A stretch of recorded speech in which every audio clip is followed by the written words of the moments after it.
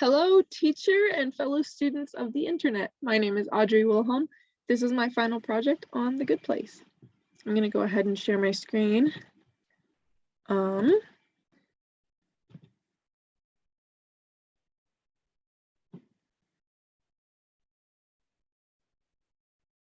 Maybe. There we go. Okay.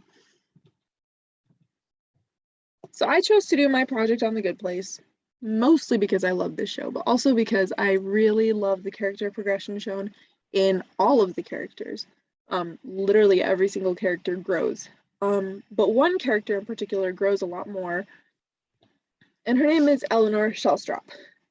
And so if you're unfamiliar with the synopsis of The Good Place, Eleanor Shellstrop is a self-proclaimed dirtbag from Arizona who winds up in the good place by mistake.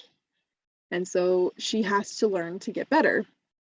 And she, with her friends, throughout the whole series, they all improve and grow. And I don't want to give any spoilers. I do encourage everyone to go watch this show because it is amazing. But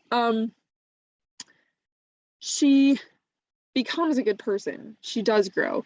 That's a spoiler I will give. She does actually become a better person. About halfway through the series, she says something, one of my favorite quotes. She says, "I don't know about you guys, but I'm definitely the best version of myself." At this point, she's grown a lot for sure, but she has some way to go. She's still a little bit of self-righteous. So I wanted to show a couple of clips that kind of give one that gives a baseline of how selfish she was. The very first episode, it's a clip from the very first episode of the first season. It's not the whole episode. And then I'm going to show you a clip from the very last episode of the last season. And we're going to look at the difference. So here's that first one. Tell me one fact that you know about me. I mean, we spent the whole day together. You must remember something.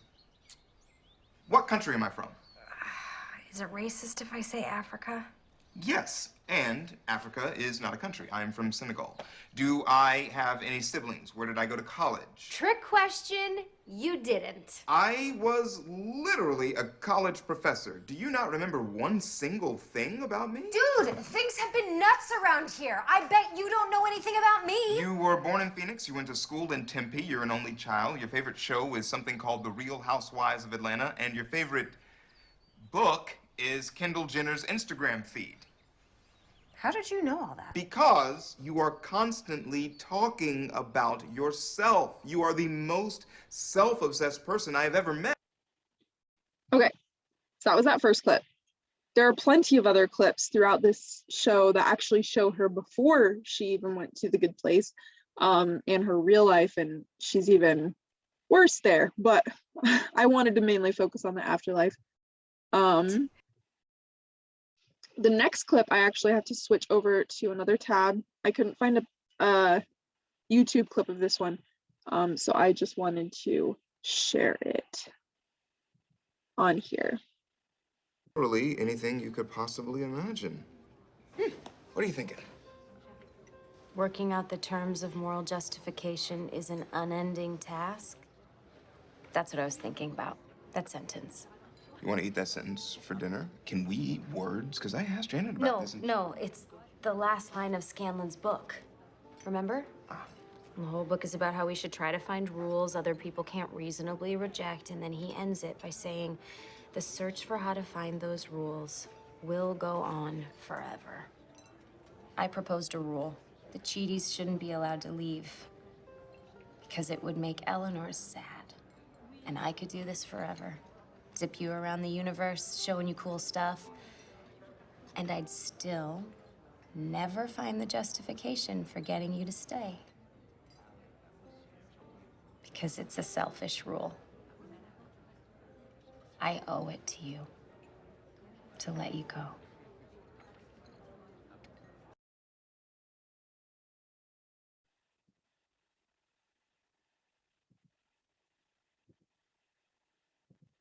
Okay, so that shows just how far she's come, right? Like, she starts off not caring at all about anybody else but herself, and then I won't give details into what she's talking about exactly, just in case you've never seen this, but she's being incredibly selfless in this moment. So I wanted to analyze her character progression. And the way I decided that would be best to do this would be to grade her, like literally on a grading system. So I watched every episode of The Good Place, which was not homework for me. And I graded her. Every episode, I chose a few of the bigger decisions that she made and graded them, and then averaged out the point totals, I guess, to give her a grade for each episode. And so to help me kind of gauge what grade she would get for certain choices, I created this kind of spectrum, I don't know, table that, sorry, that would help me figure out, you know, what grade she would get. So an A grade meant that she was making the right choices for the right reasons. Her motives were good and her actions were good. A B grade meant that she was making the right choices for the wrong reasons. An example of this is one of her friends, Tahani Al-Jamil. On Earth, she made a lot of good choices. She helped raise a lot of money for charity, but her motives were wrong. She was just trying to beat her sister and get her parents' approval. She didn't really care about the people she was raising money for. So right choices, but for the wrong reasons. A C grade was the wrong choices for the right reasons. This was trickier to find, but it actually happens more often than you'd think when you have to do something good, but you have the right reasons, but the action is wrong. For example, trying to save a lot of people, but you have to kill somebody in order to save those people. That's a wrong choice, even though it's for the right reasons. And then a D grade, very simple, bad choices, wrong reasons. Yeah. And so what I found, it wasn't just a straight, even correlation up. And although I did grade every single episode, I wasn't able to fit all of them, all 4 seasons of 13 episodes each, onto a table that looked nice. So I chose the first, a middle, and then the last episode of each season and displayed those. And so the first episode of season 1, she was a 1. Average. Most of her choices were no bueno.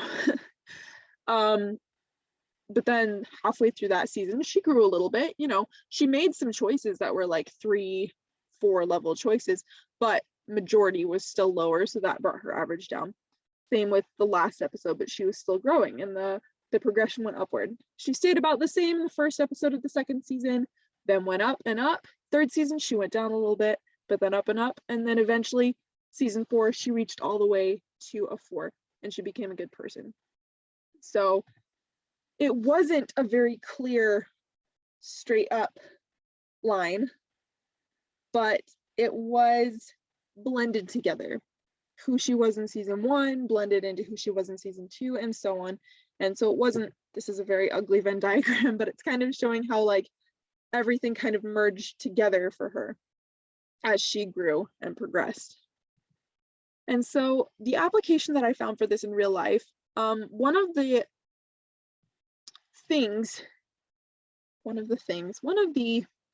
theories that was presented in The Good Place by Michael was that when the people that they were helping were loved and shown care, that was when they improved.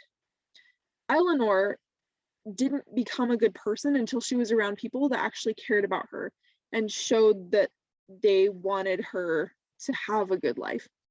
And so this is true in real life as well. When we feel like we're loved and cared about, you know, we make better decisions. And so, I mean, why wouldn't we want to love and care for other people if it was going to make it so that they had an open door to be able to become better? And so, in conclusion, you know, we can grade all we want. We can grade our own decisions, just like I graded Eleanor's, we can grade other people's. But ultimately, it's not really about the grade, it's about where we end up. And a lot of times it's about the people that we choose to surround ourselves with, and it's about how we choose to act towards other people that's going to help people, ourselves, and others become better. Yeah, so that's The Good Place. That's Eleanor Shellstrop, and that's my final project.